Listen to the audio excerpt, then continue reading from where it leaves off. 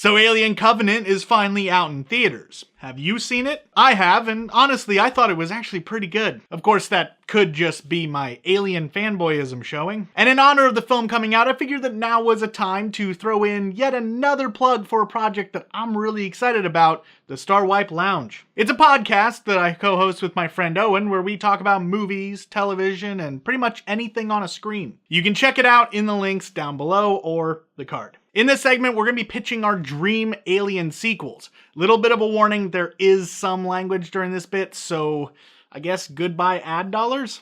So, Owen, you seem actually kind of excited about yours, so why don't you go ahead? I am excited about this. Well, then paint me a word picture. When we decided on this topic, I thought to myself, I wanted to boil down the Alien franchise to its essence, which we sort of got into already, in that aliens are scary, Weyland-Yutani are dicks. Yeah. But there's a third essence, or the third piece that makes up the essence, and that is sex. Mm-hmm. There's all the kind of sexual overtones. We can talk about how the aliens all look like dicks. I mean, it is an allegory for rape. And that the face hugger looks, if you open it up, it looks very much like a vagina. Yeah. There's all kinds of sexy nastiness in the movies. Thank you, H.R. Giger, for all of that. So I don't have a title for this because titles are the worst. Yeah, no, we don't need titles. But I'm going to say 2 words.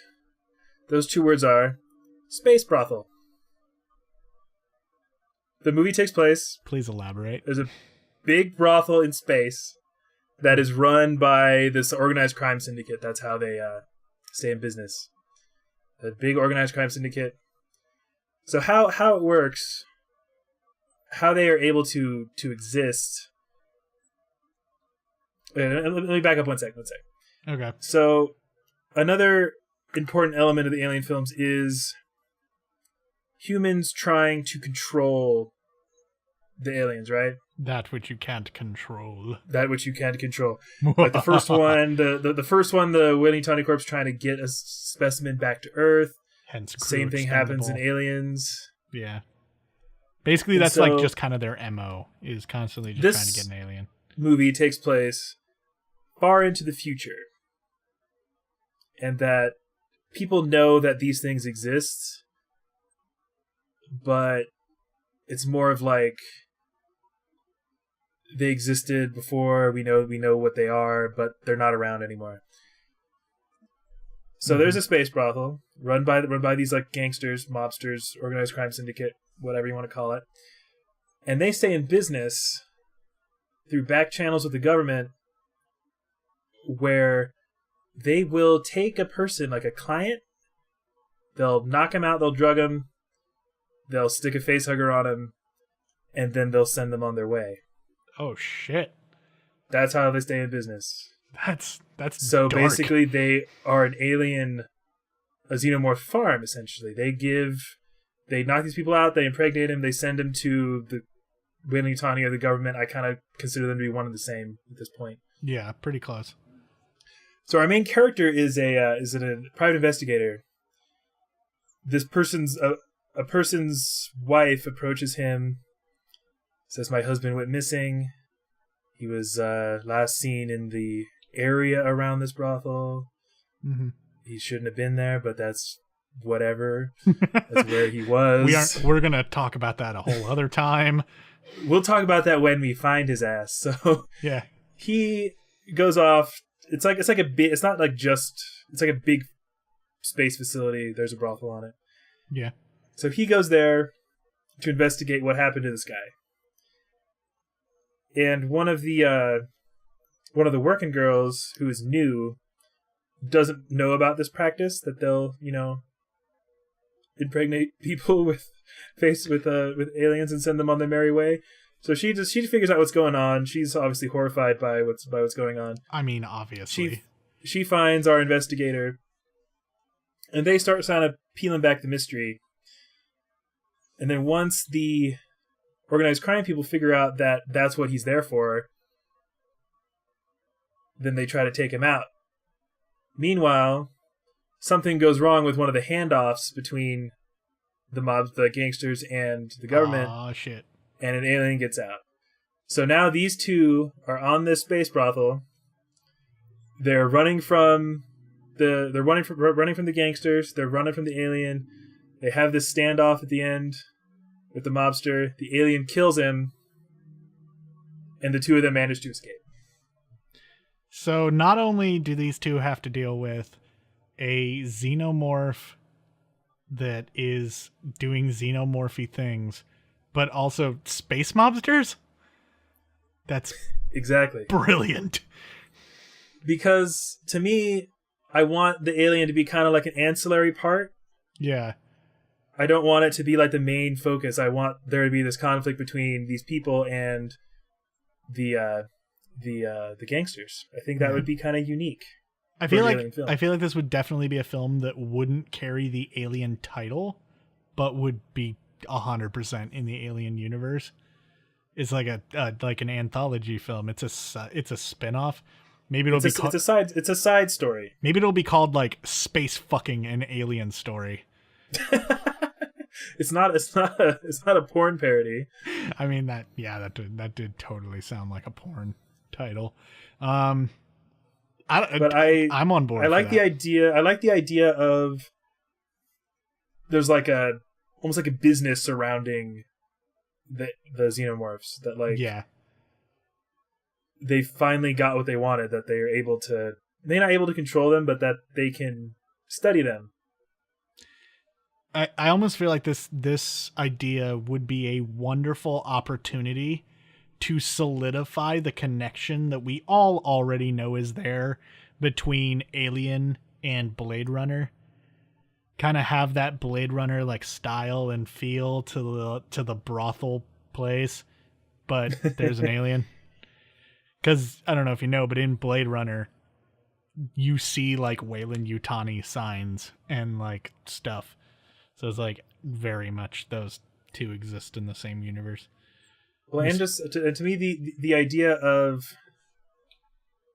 the brothel works really well because these dudes are going there just to have some sex, take advantage of these prostitutes, but they're actually the ones getting taken advantage of. Yeah, it's kind of like that movie Hostel, but with aliens. Fuck that movie, dude. Yeah, that movie was terrible, but the premise like has potential.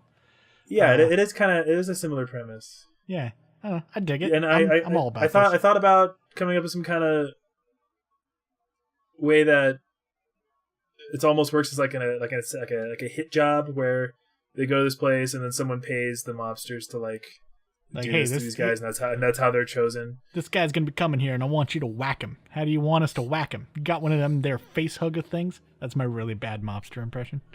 It's really, really terrible. I don't know. I dig it. Yes, that is my pitch. That is Space Brothel. I'd go watch that. Who do you think you would want to get to direct it? Ooh, who would direct that?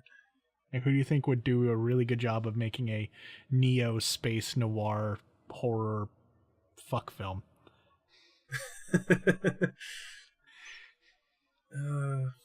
That's a tough one.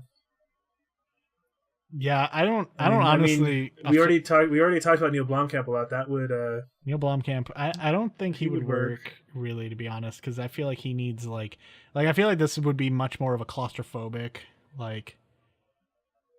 enclosed film, and I don't know how well Neil Blomkamp would really do with that. I think who's the guy who directed that movie? What was it called? The one where they're like in the house, that blind guy. Oh crap! What was that movie called? What was that called? I just can't remember. It was really good, and I can't remember. If you know Don't Breathe or something like that. If you know what it was called, leave it in the comments. Whoever did that movie, I want to direct it. Probably be pretty good. Yeah, sure, why not? That's because that movie's really claustrophobic. It's got some nasty sex stuff at the end. It was called Don't Breathe.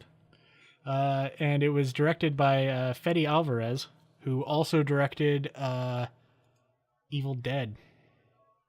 Yes. Yeah, that's the person for this movie. He would actually be spectacular.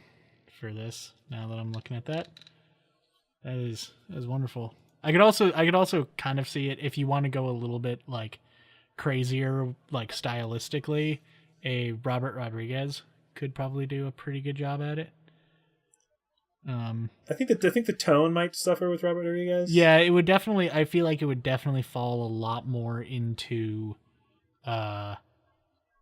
kind of more into the like hardcore mobster movie and less into the noir, which is kind of the feel I'm getting from this. Because to me, like based off your description, it sort of sounds like it's like an old school noir film, but in space with aliens.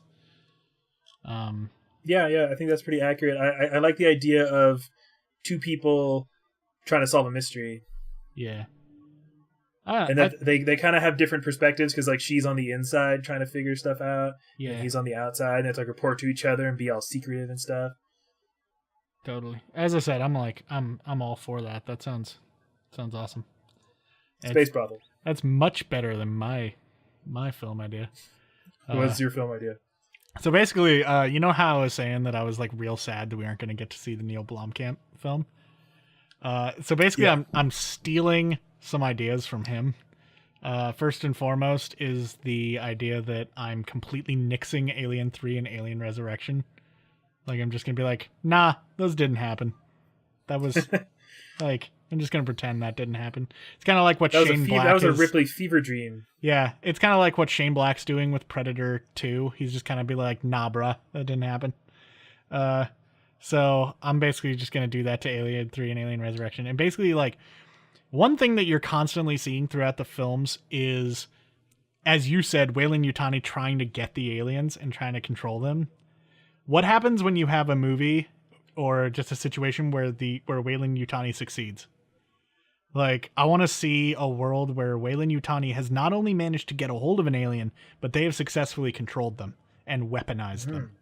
So here's my idea.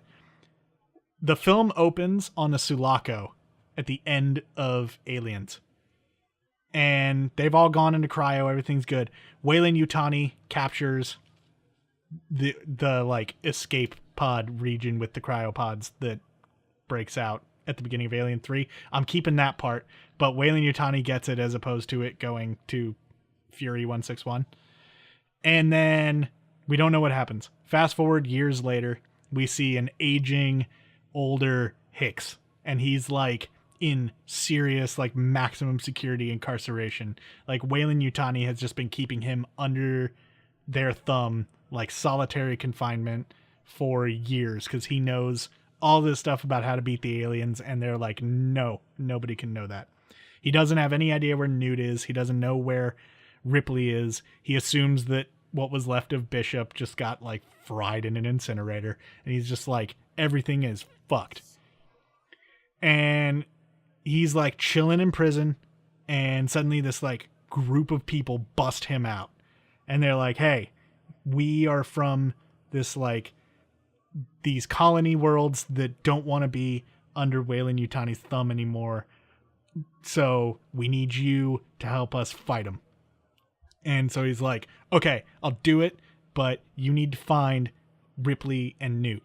So he goes with them, and he's like chilling on their ship when all of a sudden there's an explosion in the cargo hold. And they're like, what the hell was that? And when they investigate, they find that they were bombed by a Weyland-Yutani saboteur who blew up the cargo hold where all of their guns are, and in the cargo hold, left in the place of where the bomb was, is not just a regular alien. That's right, I'm bringing Praetorians into the films. There is a fucking Praetorian in the cargo hold, and it is pissed because it's being shocked by Weyland-Yutani and being told to just kill everything. So they are on a ship not with a like thinking sneaky like, you know, it's gonna crawl up behind you and kill you. They are on a ship with a goddamn brute that's gonna break down the bulkhead to get to you. Like, it's a monster. It is a freak beast. And so we follow them on a ship with no guns. These are soldiers who barely know what to do, and Hicks, who's just like, I'm too old for this shit. as there's a mean, monstrous monster alien. Yes, monstrous monster alien. Coming to kill them all, and it's just a bloodbath. But they like get out of there. They survive. I haven't figured out how yet. I'll get back to you on that one. They survive, and they figure out where Ripley is. Movie over. Set up for a sequel. That's right. So yours is like I'm leaving it on a cliffhanger. Sequel. Yeah, I'm like, this is like we're following these characters, and I want it to be I really like the idea of that like resistance thing. Yeah, I dig that a lot, and I like Old Man Hicks being the main character. That's fun. Just grizzled and like his face is all fucked up, and he's just like, he's like literally him just being like, I'm too old for this shit, just constantly. And I purposefully didn't want them to find Ripley because I want I kind of just want her to be sort of like the Luke in The Force Awakens, where it's like, we gotta find her, and then when they find her, it's like, cool, let's go get her. Movie over. Wait for the next one. But they don't need her for like some kind of military purpose. Hicks just wants her. Yeah, Hicks wants her because he cares about her. Like, they purposely broke out Hicks because they were able to find him, and because they're like, oh, he's former military, he'll probably actually know what he's doing, assuming that Ripley might not. And he's just like, no, I'm not leaving a soldier behind, as it were. So he's gonna go get Ripley, and they're gonna go get a older Newt. They'll recast the actress with somebody, I don't know, and just set up a hardcore war movie.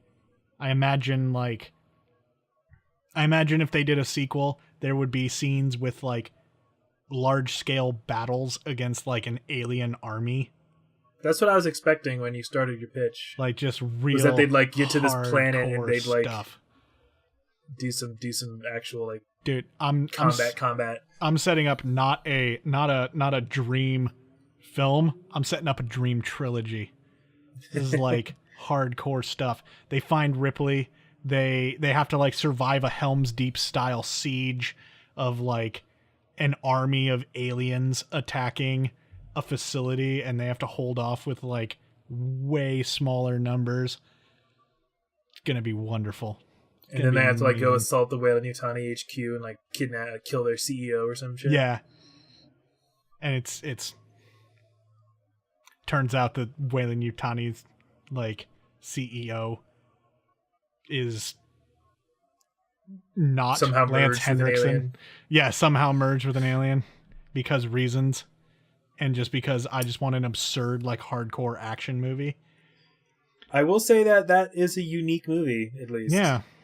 Both of our pitches, I think, are unique to the franchise, which is what I think is what I was going for anyway. Well, and I noticed something with both of our movies is that we made the aliens ancillary. Yes. Yes, we did. Like, because for me, like, I feel like for me, the Praetorian being sort of the main threat of that like first film is sort of in keeping with alien tradition, but as an overall plot point, the aliens are just kind of there, Well, one thing I always appreciated about the alien films is that they're just doing what they do. Like, they don't have some kind of malicious plan, or they want to kill them for like personal reasons. That's just what they do. Yeah. Which is something I always liked, that they're just creatures. They're not hunting them for personal reasons. They just want to kill stuff because that's what they do. Oh, I just totally thought of how the films would end. So they're sieging the Weyland-Yutani like headquarters, right? They get up to the main like leader's office, and he's sitting there and he's like, I'm not going to kill you. I'm too good for that. You guys are beneath me. So he sends like his like puppet alien queen to kill them. But and then she kills him. Well, that's the thing, is that he's like, oh, we have total control over these aliens, but Newt in this series, like, she's all resourceful and shit, right? So now that she's older, she's even more resourceful, and she figured out a way to turn off their control.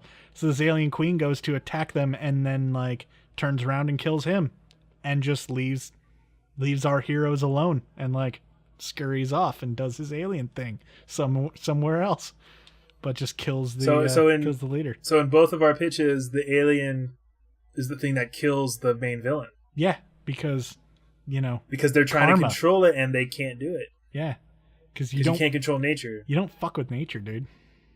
That's what the moral of the story in Jurassic Park. I should probably stop swearing. Anyways, I got really into my pitch. I would watch both those movies. Yeah, both of those would probably be really entertaining films.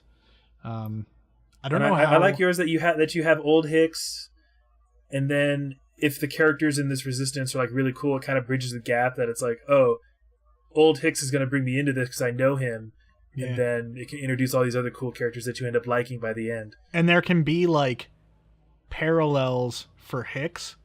You could get some like really really hardcore sort of character development with Hicks, because he can be like, hanging out with these Resistance fighters, and he's like so reminded by them of his squad, and he's like emotionally torn by that, but it just builds not only his relationship with the soldiers, but also the audience's relationship with the soldiers.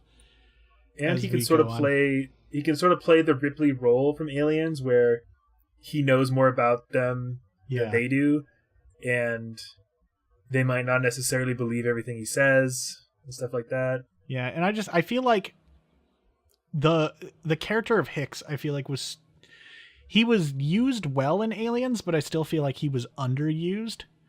And I think that killing him and Newt at the beginning of Alien 3 was probably biggest mistake. It was easily one of the largest disservices the series ever did. Because imagine Alien 3 with Newt and Hicks alive.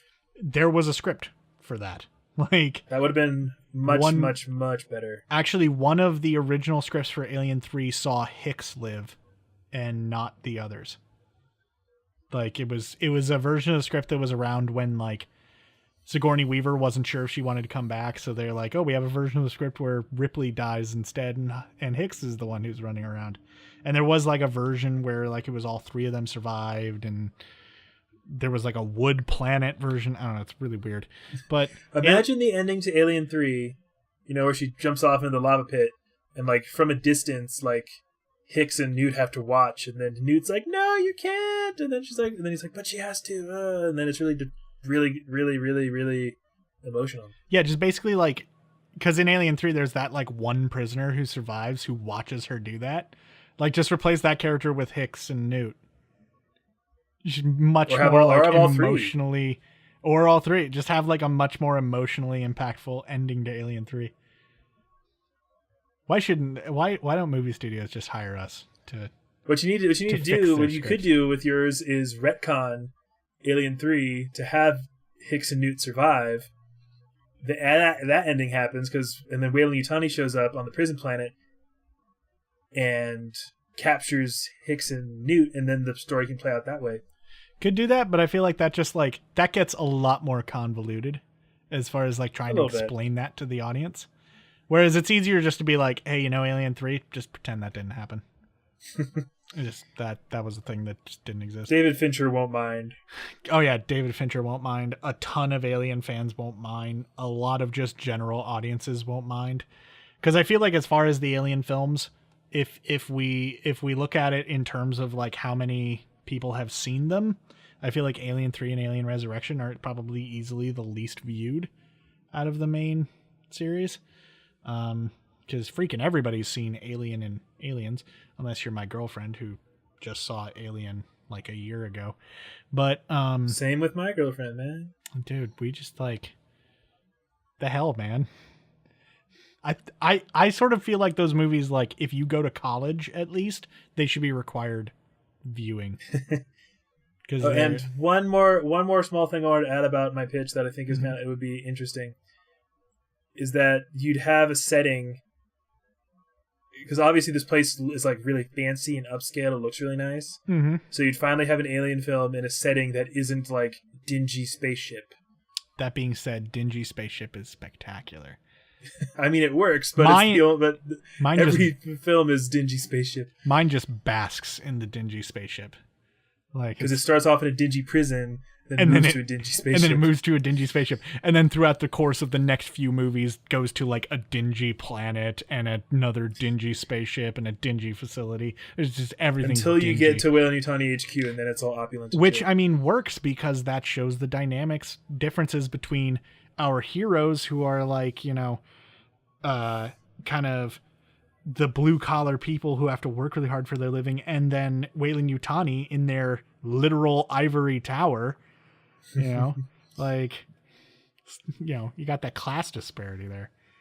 So any final thoughts before we move into our question of the week? I would just say I would watch both these movies. They sound, I like they're both pretty unique. I think I would thoroughly enjoy seeing either one. Yeah, I mean, like, both of them have their strengths and their weaknesses for the most part. You know, they both, as I pointed out, they both kind of put the alien in a more secondary role. But, well, I mean, you can't put the alien in a corner. No one puts a xenomorph in a corner. No one puts Xeno in the corner. Thanks for watching, guys. If you liked this video, give it a like. If you didn't, you can, you know, give me a dislike, but that would be really mean. And while you're down there liking or disliking this video, you can also leave a comment telling me what your dream Alien sequel is. Don't forget to subscribe, guys, and have a good one.